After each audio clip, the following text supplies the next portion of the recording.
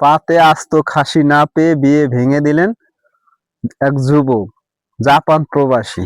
মানে কত বড় না খাওয়া বেটা না খাওয়া, জীবনে মানে কোনোদিন খাসি খায় নাই, শুধুমাত্র একটা অজুহাত পাইছে কি, যে তার পাতে আস্ত খাসি কেন দেয় না, এই অজুহাতের কারণে বিয়েটা ভেঙে দিলেন।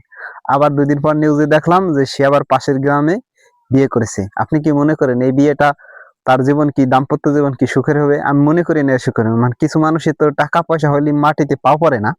এ হয়তো জাপান গেছে, কিছু টাকা পয়সা হয়েছে, সে আগে থেকে উন্নত জীবন যাপন তার হয়েছে, কিন্তু দেখা গেছে এলাকার মধ্যে 10 জনের ভিতরে সে একজন।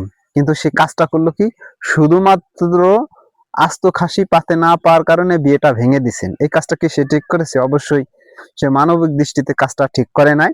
বিয়েটা ভেঙে দিছে, ওই মেয়েটারও স্বপ্ন ভেঙে দিছে। আমি মনে করি ওই মেয়েটা ঠিক বেঁচে গেছে। বিয়েটা হয় না মানে ওই মেয়েটা বেঁচে গেছে।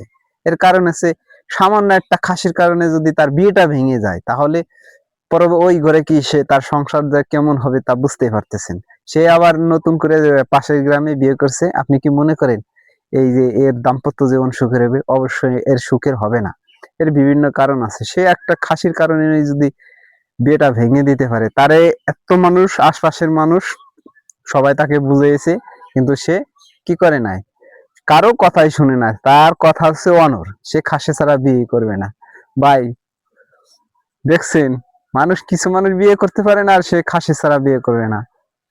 আরো তারা তো আর জানে না, তাকে তা আগে থেকে জানাই তো যে খাসি ছাড়া আমি বিয়ে করবো না, যত সব।